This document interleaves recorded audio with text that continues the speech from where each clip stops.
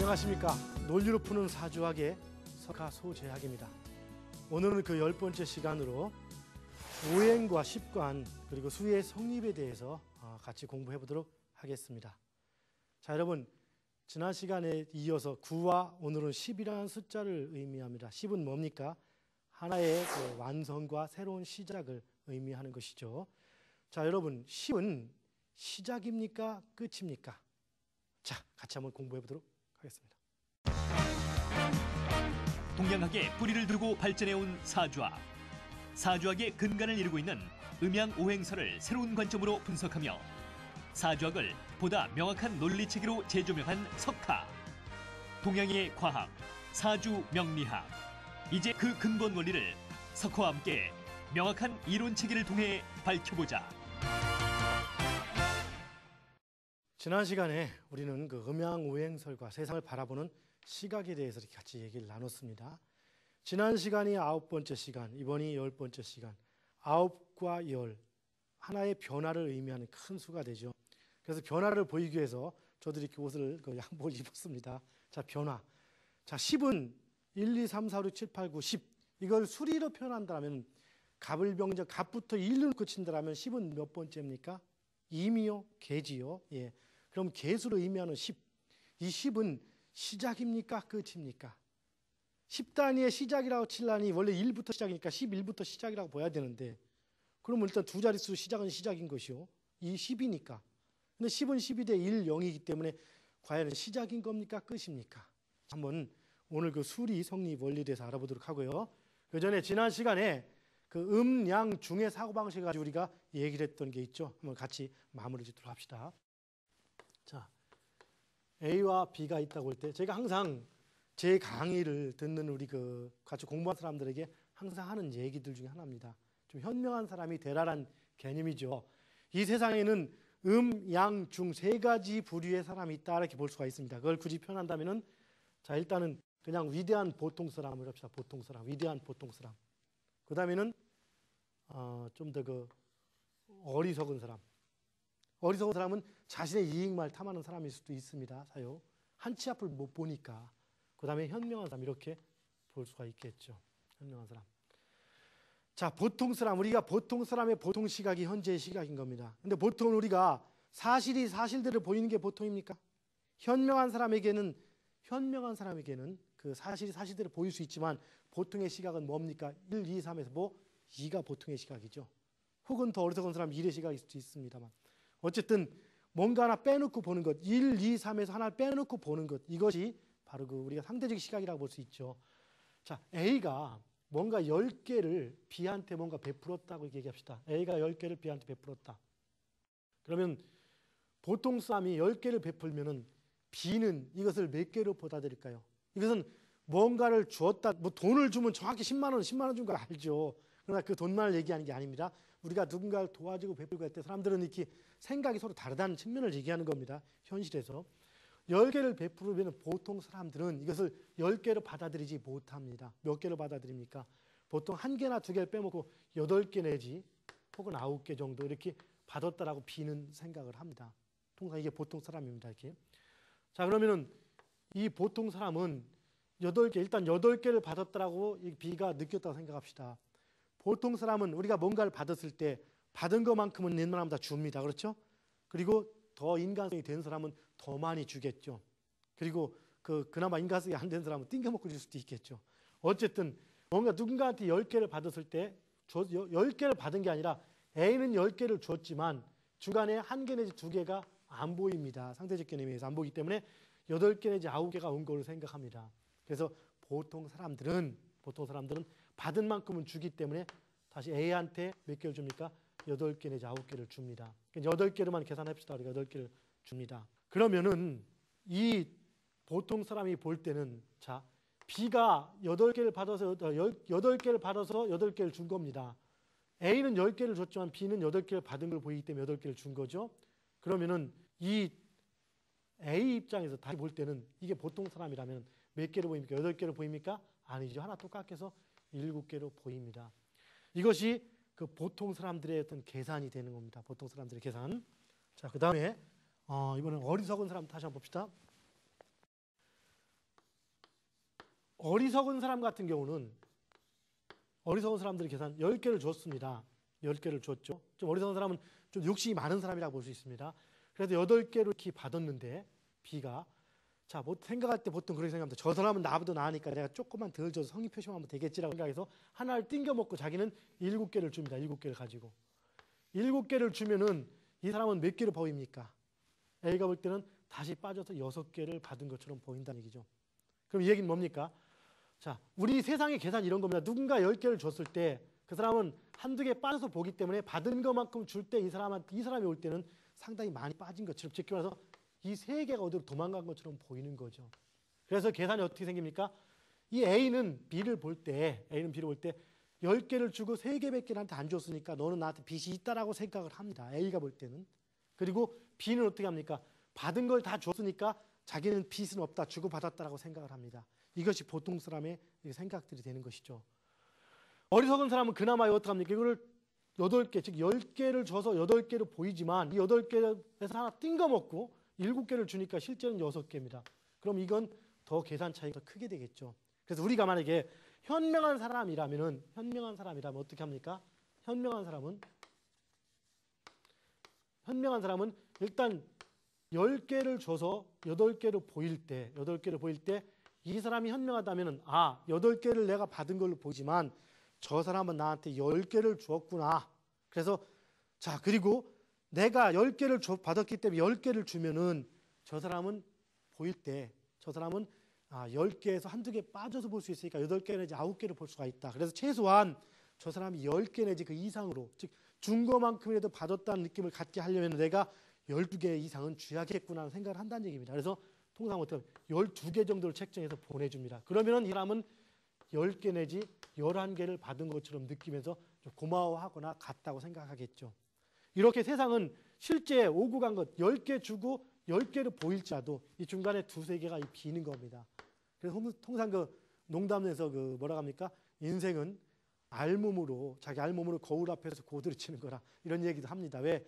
고드리 치고 나면 돈이 빈다나 항상. 그렇죠? 마찬가지 항상 계산이 다른 겁니다. 즉 누굽니까? 제3의 요인들이 항상 가미가 되는 것이죠. 그런데 운이 좋을 때는 제3의 요인이 나에게 플러스가 됩니다.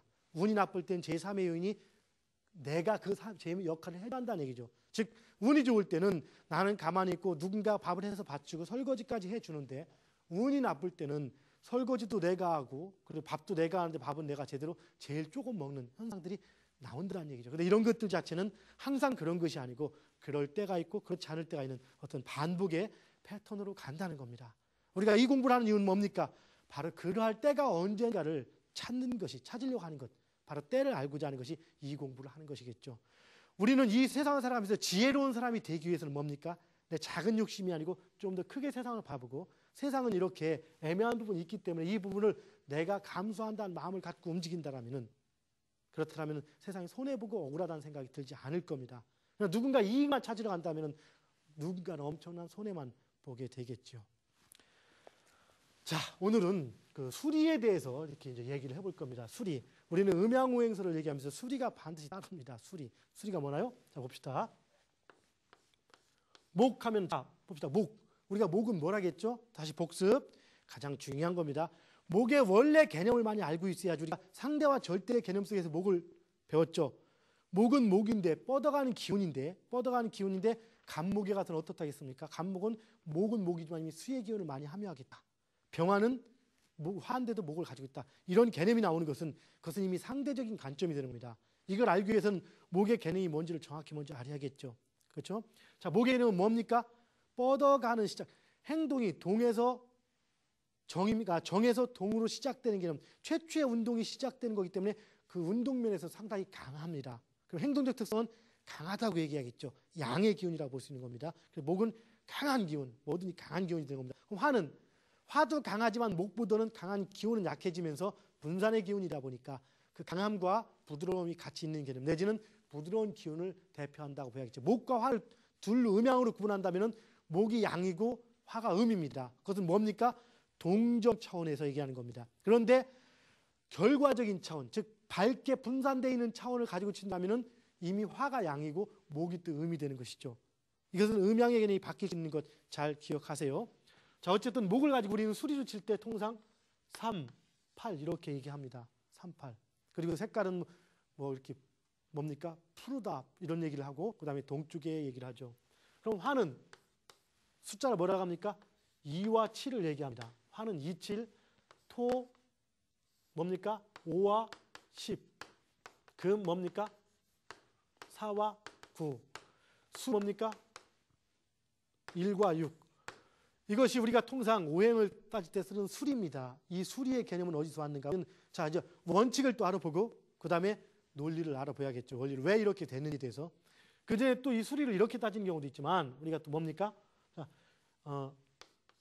갑, 을, 병, 정, 무, 기, 경, 신, 임, 개 이렇게 놓고 칠 때 이걸 그냥 순서대로 이렇게 나열하는 경우도 있습니다. 수리를. 그래서 이것을 1, 2, 3, 4, 5, 6, 7, 8, 9, 10 이렇게 얘기합니다. 그래서 개수가 10이죠.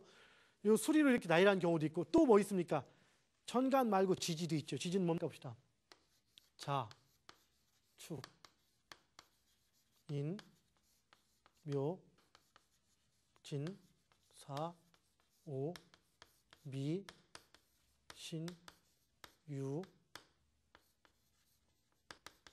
술, 해.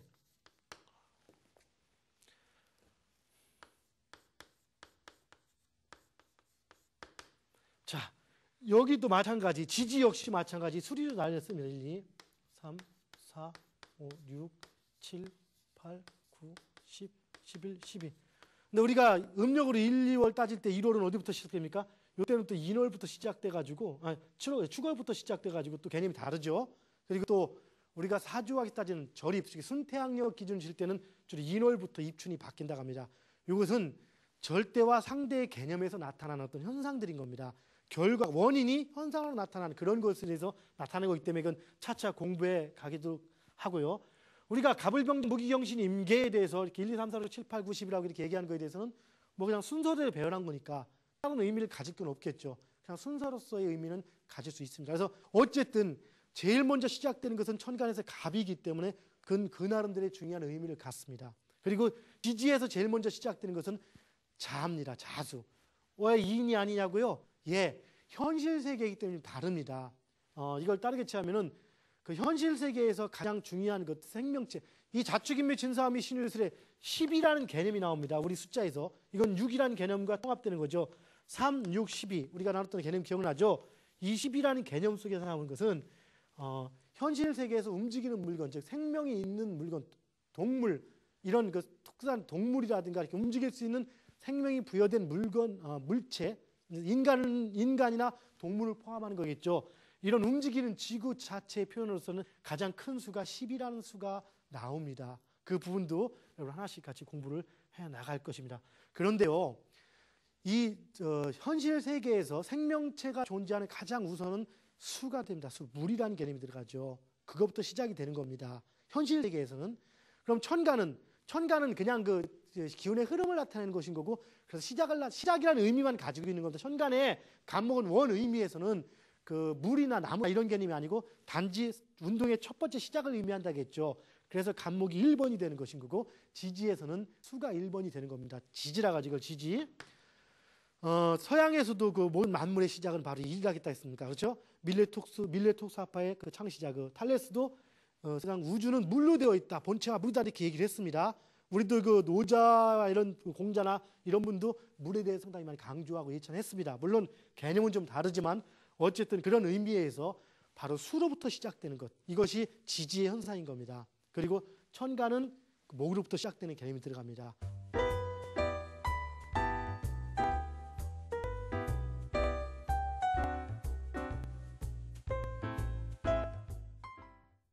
음양 중에 중간자의 개념이 뭡니까? 음양 중에 중간자는 우리가 통상 얘기할 때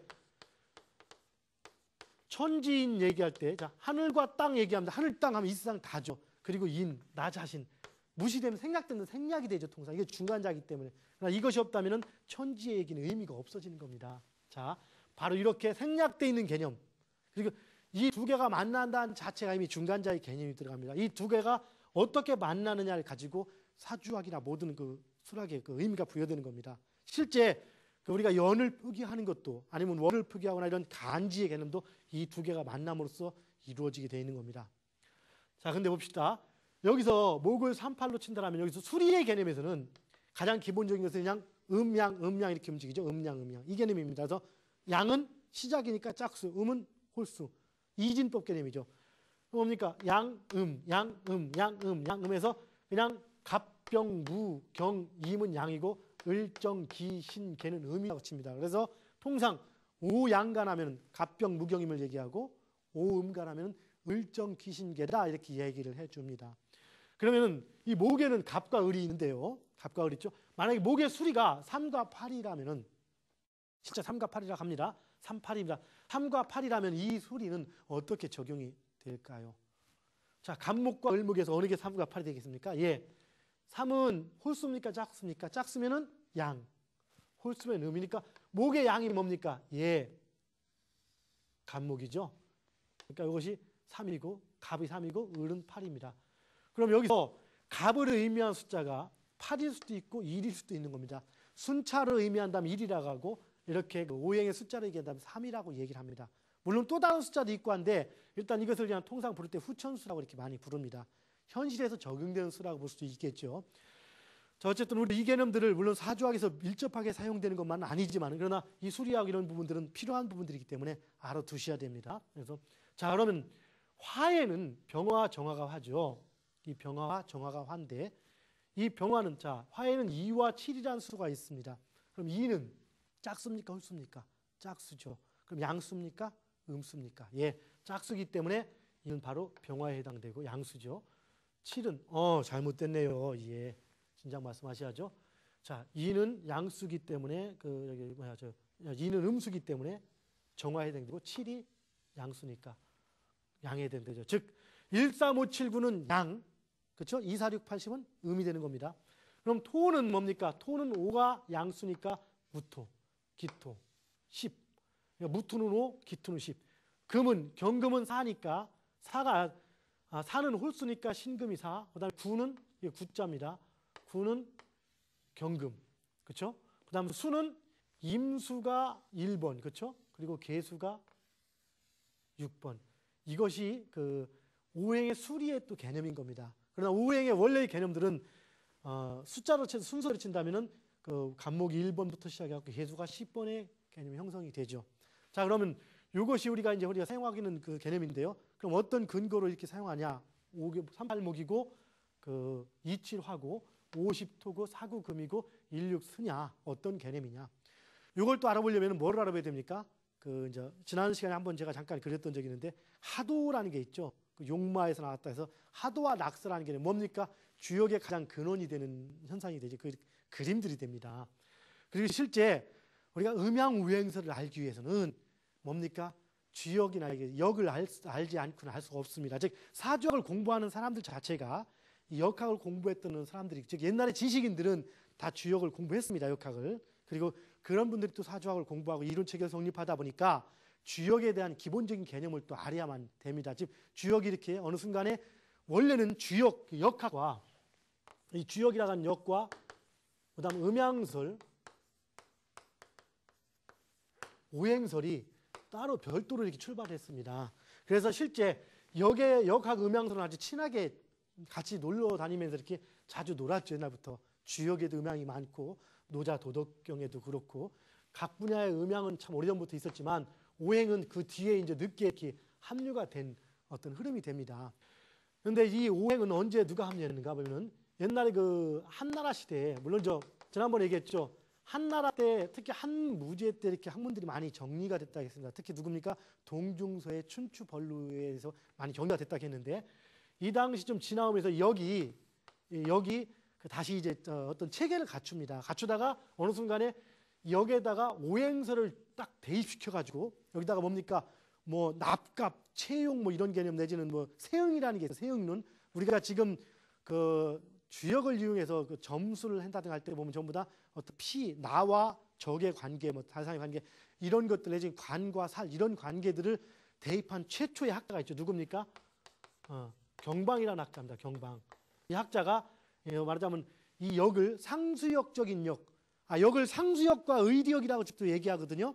상수역은 상과 수란 개념이고 의리역은 하나 이치라고 치는데, 이것이 지금에서 의리역 하면은 역을 학문적으로 공부하는 사람들 얘기하고, 상수역 하면은 역을 수학적으로 공부하는 개념, 이렇게 많이 나뉘고 있습니다. 그래서 지금 동양학자들은 주로 역에 대한 논문이나 이런 것들은 주로 뭡니까? 그 의리역 쪽에서 이렇게 많이 나왔죠. 물론 국내에도 윤태현 박사라고 해서 상수역으로 이제 또 박사가 한 분이 나왔습니다. 상수역으로서 연구를 나왔는데, 이분이 아마 경방역에 대해서 연구를 해가지고 박사학위를 받았던 분이죠. 근데 이 경방이 누구냐면 바로 이 역이 상수역적인 역, 물론 상수역적인 역이 그 한나라 시대의 경방 이전에 경방에 스승뻘 되는 최연수라는 분이 있습니다. 최연수. 물론 맹위라는 사람이 또 있죠. 이 맹위에서 최연수로 이어지는 상수역의 계보가 있습니다. 그 수락이라는 개념이 되죠. 이 최연수가 초시형님이라는 책을 진 사람인데요. 이분한테 같은 시대 사람들이 이렇게 배웠던 개념이 들어갑니다. 그 여기까지 맹위나 최연수 같은 사람들은 이 주역을 가지고 이렇게 점술로서 활용을 많이 했을 때 아직 본격적인 오행설을 대입시킨 건 아닌데, 이 경방이라는 학자에 의해서 그 바로 오행설이 대입이 됩니다. 이때부터 음양오행설과 주역이 이제 만나는 겁니다. 그럼 이전까지는 주역은 별도였고 음양오행설은 별도였는데, 이때부터 만나가지고 거기에 이제 효에다가 뭐 관여, 제가 됐고 이런 개념들, 변화의 개념들을 납갑이라든가 붙인 개념들이 되는 것이죠. 바로 이분이 이제 경방이라는 학자가 되는데요. 자, 얘기가 나온 김에 또 한번 봅시다. 이 경방이라는 학자가 오행설에다 이렇게 막 그 접목을 시켰다 했지 않습니까? 그래서 주역이 이때부터는 정말로 술수학으로 막 변모가 됩니다. 그러다 보니까 이 중국에서 천재학자라고 하는 그 누굽니까? 왕필이 있죠. 왕필이라는 아주 천재적인 학자인데, 이 학자는 너무 문제가 많다 해가지고 이때 다시 의리역을 체계 있게 만들어 버렸습니다. 이분이 위진 현악파의 테드라고도 불리는 양반인데요. 그래서 경방 너는 너무 문제가 많다, 너무 잡술이다 해가지고 다시 의리역으로 또 이렇게 많이 만들어서 이렇게 창설을 해놨다고 얘기를 하는데요. 이 경방의 이루는 이 학문이 그 유학이라든가 이 수학이 아주 극도로 또 발전하는 시기가 북송시대가 있습니다. 북송시대 북송 5자 중에 하나라는 소강절 선생, 환극경세를 졌다는 소강절 선생, 소옹이라고도 합니다. 뭐 이분도 공교롭게 소씨인데, 물론 저하고 같은 소씨는 아닙니다. 후손은 아니지만은 어쨌든 이 소강절 선생이 바로 이 수락에 대해서 또 아직 상당히 귀재로 알려집니다. 이분에 대한 어떤 재미있는 또 일화가 하나 있는데요. 이 소강절 선생이 그 이제 연세가 드시고 이제 며느리를 이렇게 맞이했습니다. 며느리를 맞이하고 살다 보니까 이제 노후가 돌아가실 무렵쯤 돼가지고, 이분이 이제 어떤 분이냐, 이 수락에 대해서 도 같은 양반이라 기가 막힌 양반인데 전해져 놓은 얘기입니다. 실화인지 아니면 만들어낸 얘기인지 모르겠지만, 어쨌든 이분이 일단 그 연세가 드신 상태에서 그 며느리를 보고 난 상태에서 자 이제 후손들이 궁금해집니다. 그래서 점을 쳐봤습니다. 자 과연 우리 후손들은 어떻게 지낼까? 내가 죽고 나면 과연 어떻게 지낼까? 한 번, 두 번 치다가 딱 치다 보니까 이 5대 손에 돼가지고 5대 손에 대해서 갑자기 영무 혐의를 받는다는 점괘가 나오는 겁니다. 영무로 몰려서 집안이 한꺼번에 이 거덜이 난다. 이제 걱정이 되는 겁니다. 얼마나 걱정되겠습니까? 내가 살아있으면은 어떻게 해보겠는데 5대 손이면은 아무리 멀어도 150년, 200년 후기 때문에 실제 자기가 어떻게 할 수가 없잖아요. 고민하고 방법을 찾다가 나중에 어떤 이렇게 통상 뭡니까 이렇게 된 그 우리가 통상 보면 복주머니처럼 주머니 있죠. 주머니, 비법이 당겨 주머니. 이 주머니 하나를 딱 해서 며느리한테 내려주면서 이것을 며느리에게 계속 전해주다가 아주 집안에 가장 위급한 일이 생길 때 풀어봐라 하고 이렇게 유언을 남기고 소강절 선생님께서 돌아가셨습니다. 그런데 아니나 다를까 이제 세월이 흘러서 소강절 선생님의 5대 손이 어느 날 갑자기 영무로 하루아침에 그냥 갑자기 그 영무 혐의를 받아서 잡혀 들어간 겁니다. 야, 이게 큰일 났습니다. 영무 혐의 하면은 사실은 죄가 있든 없든 아직 없다고 밝혀져도 날이 밝은 문초가 들어가지 않습니까? 이 문초를 받고 나면은 거의 그 병신되다가 이렇게 정상 생활을 못 합니다. 이제 막 당황하고 난리가 났죠. 그러다가 이제 며느리가 그 생각이 난 겁니다. 오대조 할아버지 소강절 선생님께서 주신 어떤 주머니, 그래서 그걸 딱 끌어보니까 뭐라고 되어 있습니까? 또 다른 주머니 하나와 메모지가 나옵니다. 지금 이걸 가지고 그 형조판서, 이제 법을 집행하는 거지, 형조판사한테 가라. 말하자면 지금 법무장관이라고 칠 수 있겠죠. 빨리 뛰어가라라고 써 있습니다. 그래서 일단 막 뛰어서 갖다 주려고 이제 뛰어간 겁니다. 자, 형조판사 앞에 집에 가서 이제 막 뛰어가니까 이제 새벽이 이제 밝고 옵니다. 아직 이제 형조판서는 등청할 때는 안 됐고 집에서 막 일어나려고 하는 팔라인데 갑자기 하인이 이렇게 나오면 날이 왜 무슨 일이냐? 저기요 소강절 선생님께서 날있게 드리는 유품이 있답니다. 그러니까 이 사람이 깜짝 놀래죠. 왜?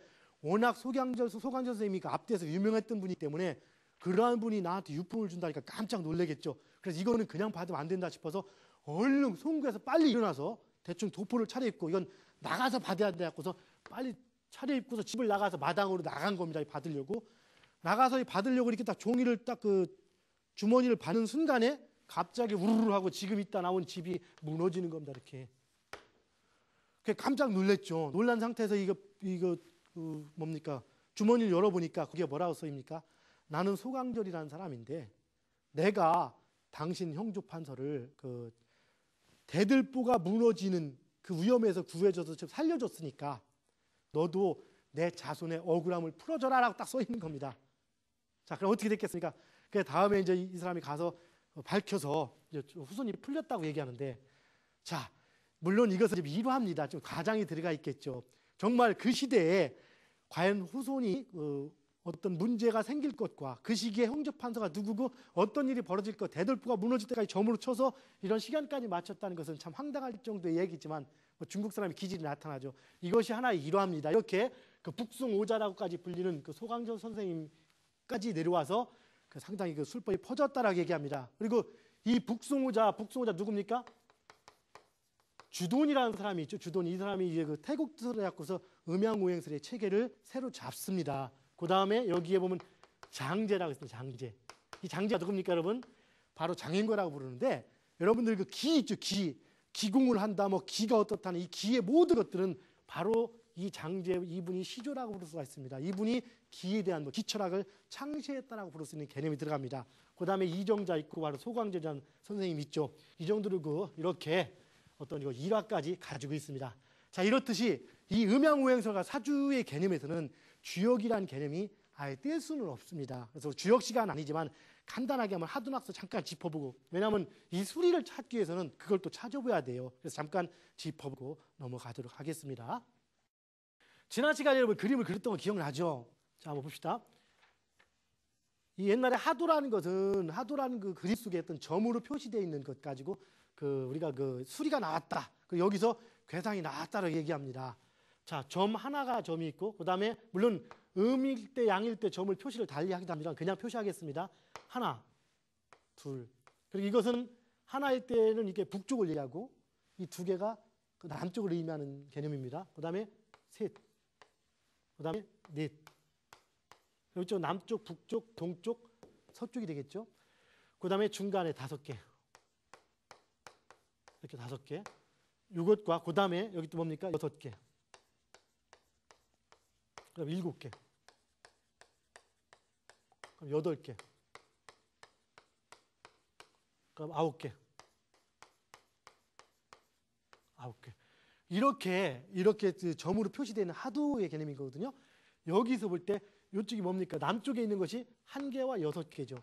이거를 그냥 이걸 숫자로 개념을 치면은 어떻게 되면 1과 6입니다. 남쪽이 1개와 6개. 이거 숫자로 표시하겠습니다. 중간은 5개. 물론 여기에 또 10개의 점이 표시되어 있습니다. 이렇게 할게요. 10개가 있고, 그래서 중간에는 5개와 이걸 둘러싼 10개. 그 다음에 위에는 몇 개입니까? 2개와 7개가 있죠. 그리고 이쪽 동쪽이라는 개념에는 3개와 8개의 개념이 있습니다. 서쪽에는 4개와 9개의 개념이 있죠. 이렇게 처음에 이렇게 이런 숫자로 나열한 것, 이것이 북이니까 오행으로 치면 뭡니까? 나중에 칠 때 우리가 수의 개념이죠. 수. 그 다음에 여기는 화. 여기는 목. 여기는 뭡니까? 금. 그 다음 중앙 토 50. 이렇게 해가지고 이런 원리로 인해서 이렇게 380이 나왔다라고 이것도 하나의 원칙으로 볼 수 있습니다. 그러면은 이게 왜 동쪽입니까? 해필이면 목이 동쪽입니까? 이런 건 모르죠. 그냥 나와 있는 거니까. 고전에는 물론 그 문자도 없었지만은 또한 말이나 문자로서 설명을 상세히 하면 그 원의미가 벗어날 수 있다는 성인들의 어떤 뜻이 있는지는 몰라도 항상 이렇게 상징으로 이렇게 많이 나타냈습니다. 하나의 원칙인 것이죠.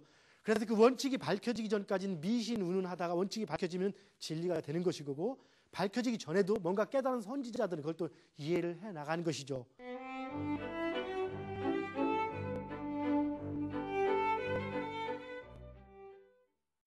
주역에서 이걸 뭐라 합니까?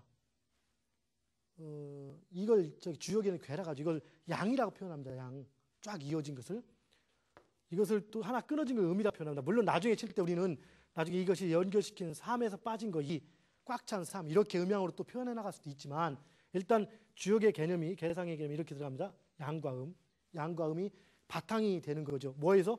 오늘 태극에서 나왔다고 얘기를 합니다. 태극에서, 무극에서 태극.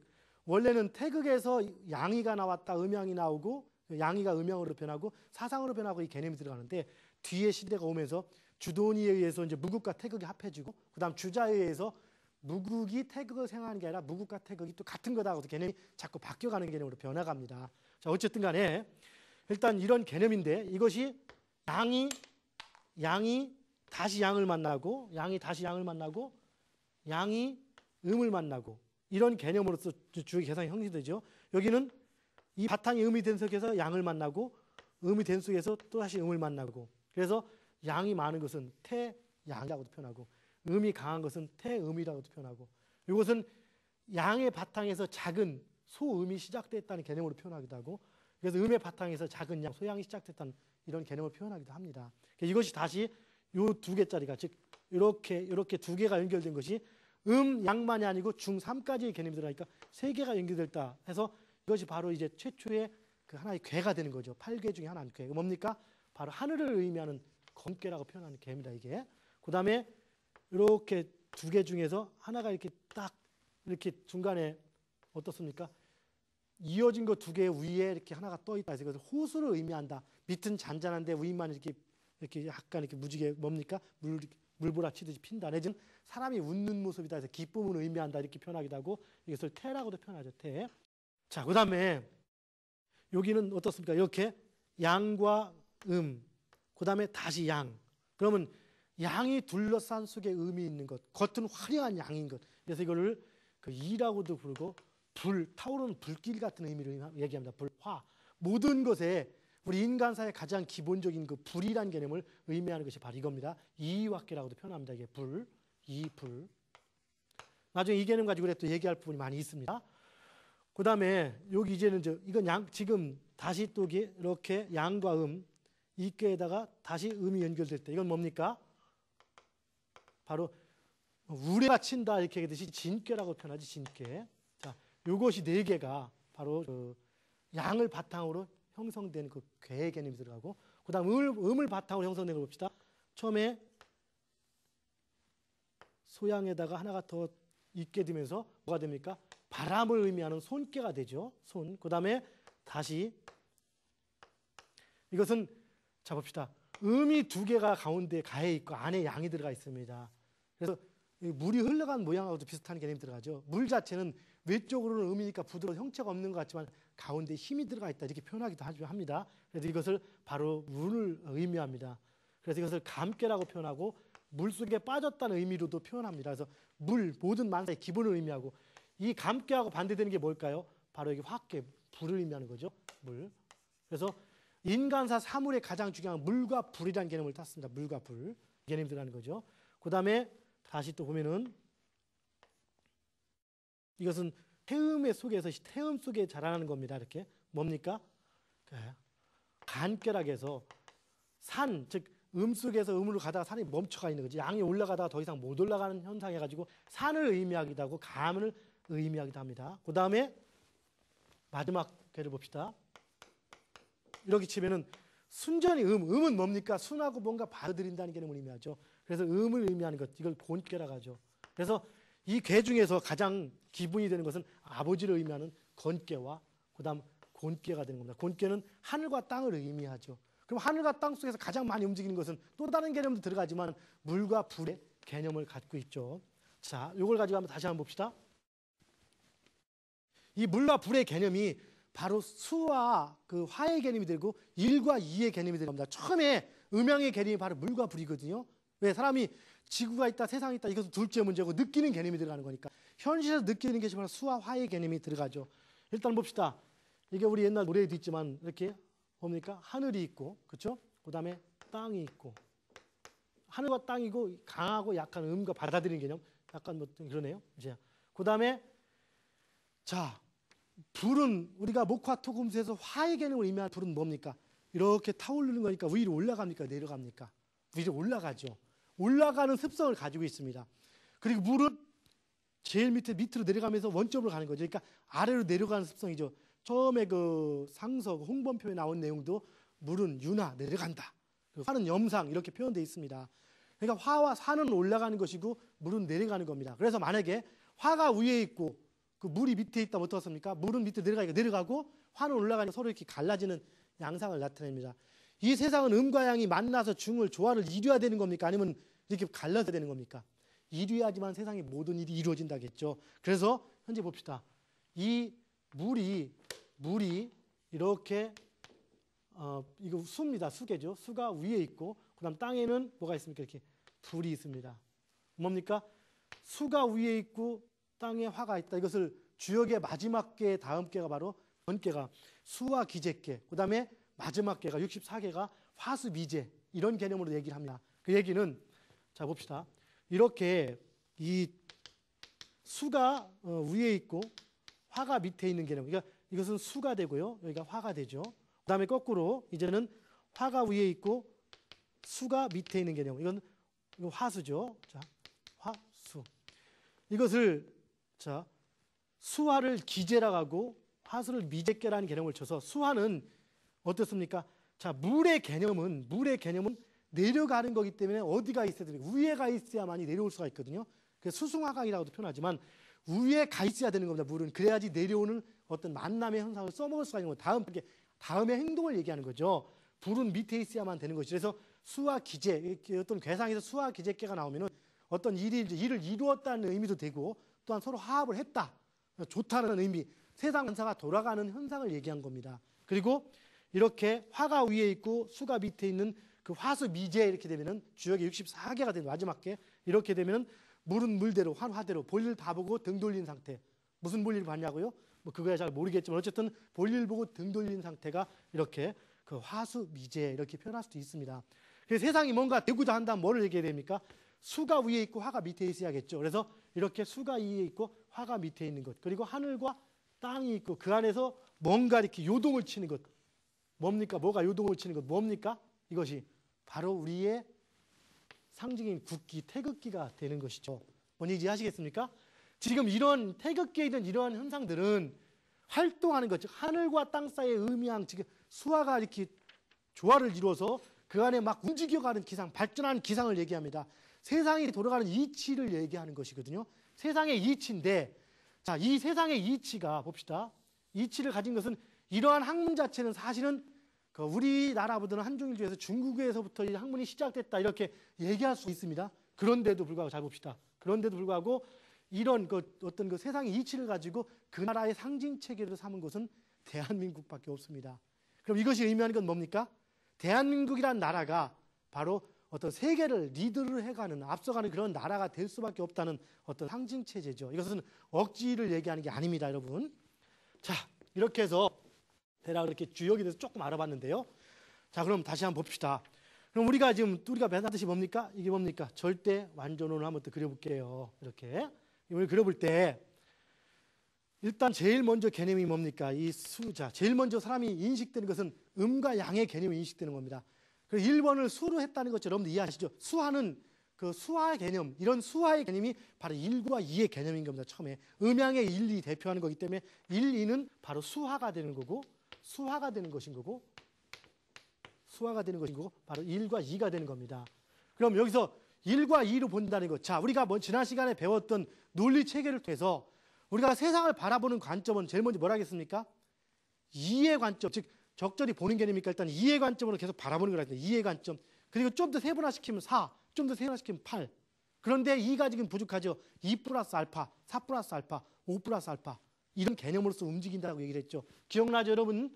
자, 지금 여기서 수와 하의 두 가지를 바라보는 시각은 2의 시각인 겁니다. 그리고 2의 시각을 발전시키면 4의 시각이 나오게 되어 있습니다. 그런데 여기서 완성된 숫자는 5의 개념인 겁니다. 자, 여기서 볼 때 그래서 처음에 1이라는 개념이 나오고 2라는 개념이 나왔는데 바로 1과 2의 개념은 뭔가 이룬 것과 이루지 않은 것, 즉 음과 양이 일이 있는 것과 없는 것의 개념인데 이걸 좀 더 구분해 본 것, 즉 이루기 위한 과정, 이걸 모기 개념이에요. 이르기 위한 과정. 이루어져가는 과정과 돌아오는 과정을 다시 3과 4로 배열이 된 것입니다. 그리고 마지막 변화의 개념을 오르는 것인 거죠. 무슨 얘기인지 이해하시겠습니까? 만약에 이해가 조금 덜 된다면 다음 강의를 듣다 보면 이 부분은 자연스럽게 이해가 갈 것입니다. 다시 말씀드리면은 물론 원칙은 아까 그 주역의 하도에서 나오는 개념이 이 38이나 27, 50, 49, 16이라는 수리의 개념이지만 이것이 지금 개념으로 본다, 이해를 한 원리로 본다라면은 수와 화의 개념 속에서 1, 2가 나온 것인 거고 2는 다로 다시 4로 변한 겁니다. 즉 음양이 사상으로 변해가는 것고 사상이 8개로 변해가는 현상이 됩니다. 그런데 실제 그 음양과 사상까지 즉 4의 개념에서 4 플러스 알파의 개념 이것이 오행인 겁니다. 이미 8이 되면은 지나치게 오버를 한 게 되는 것이거든요. 그래서 숫자의 개념에서는 음과 양이 나오고 그 다음에 목화가 나오고 나중에 이 개념 속에서 중간자의 개념으로서 5가 형성이 되는 것입니다. 이것이 그 수리 즉 38목과 27화 그리고 50토 49금 그 다음에 16수 개념의 어떤 수리에 해당되는 그러한 형상이 되는 것입니다. 자, 무슨 얘기인지 여러분들 이해하시겠죠? 그럼 다시 한번 봅시다. 이 목에는 음양이 있고 음양은 가불로 나눠질 수도 있다겠죠. 그 다음 자 봅시다. 목을 두 가지로 크게 나눌 때 뭡니까? 음양을 1차적으로 나눌 때 지금까지 우리가 목을 가불로 이렇게 나누어 본 것은 뭡니까? 목의 어떤 기운적인 차원, 양적인 차원만을 얘기한 것입니다. 그거 왜 그러냐? 이 세상의 기운적인 차원은 5입니까? 3입니까? 예, 기운적인 차원은 눈에 보입니까? 안 보입니까? 완전한 것이기 때문에 5입니다. 5인데 현실에서는 4로 보인다겠죠. 그러나 현실의 4를 알기 위해서는 5를 정확히 알아야 4가 되는 것이고 5로 인해서 4로 비춰지고 지나치면 6으로 비춰지는 것이 개념이라겠습니다. 이해하시죠 여러분? 자, 2, 3, 4, 5, 6, 8, 10, 12 여기서 아까 구국수하고는 좀 다른 개념인 겁니다. 이것이 현실 세계에서 우리가 따질 수 있는 가장 수리 개념의 기본이 됩니다. 그래서 극대화시킨 수리는 최고 분해시킨 것은 12의 숫자가 되고 최소화시킨 것은 2의 숫자가 됩니다. 2와 4와 8의 개념은 현상 개념으로서 움직이는 현상 개념. 그리고 3과 5의 10이 완전수의 개념인 겁니다. 지극한 완전수가 10인 이유를 아시겠습니까? 지극한 완전수 10 지난. 그리고 가장 적절한 완전수. 이것은 부족한 완전수. 즉 1, 2, 3의 개념인 거죠. 지나친 것과 적절한 것, 부족한 것. 현실은 완전할 수는 없습니다. 이것은 이미 오버한 상태를 보는 것. 3, 6, 12 이런 수리 개념으로서 나타납니다. 즉 눈에 보이는 모든 형상은 2, 4, 8로서 뭐든지 구분이 되게 되어 있습니다. 그것이 원자든 과학이든 어디든 이것은 세상의 원리이기 때문에 이 지구가 존재하는 안에 모든 것들 형상을 갖춘 것들은 2, 4, 8로서 어떤 논리가 먼저 전개가 되게 되어 있고 원칙적인 것들은 4, 10으로 논리가 되게 되어 있고 움직이는 개념들은 좀 큰 개념들은 3, 6, 12로 어떤 논리가 전개가 되게 되어 있습니다. 이것이 수리의 개념인 것이죠. 자, 이걸 가지고 다시 한번 본다면은 자, 어쨌든 이 목을 일단 양적인 측면, 기적인 측면으로 구분할 때는 뭐라 하겠습니까? 이것이 가불이고 이것이 바로 천간이 되는 겁니다. 그리고 목을 질적인 측면, 형상적인 측면으로 가볼 때 이것이 바로 인, 묘, 진이라고 해서 이걸 바로 우리는 지지라고 표현하는 거죠. 그래서 천간은 기운이고 지지는 뭡니까? 형체라고 볼 수 있겠죠. 그러면 천간은 5입니까? 3입니까? 그리고 지지는 5입니까? 3입니까? 여러분 한번 생각해 보십시오.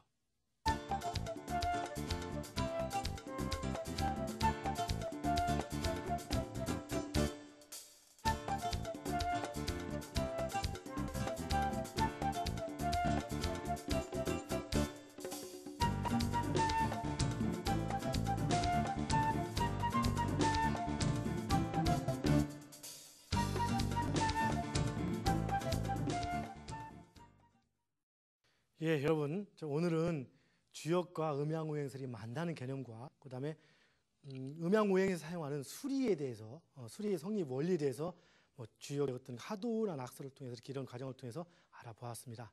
어떻습니까, 여러분?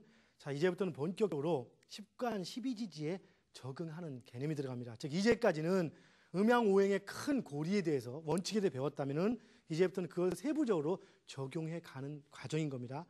음양오행설은 어떤 그 기본적인 원칙이기 때문에 이유만 제가 밝혔죠. 그런데 10간 12지제 적용하는 건 적용이다 보니까 아마 상당히 많은 또 기존의 오류들하고 이렇게 상반된 개념들이 나타나기 시작합니다. 자, 우리 끝까지 한번 같이 열심히 공부해 보도록 하겠습니다. 자, 감사합니다.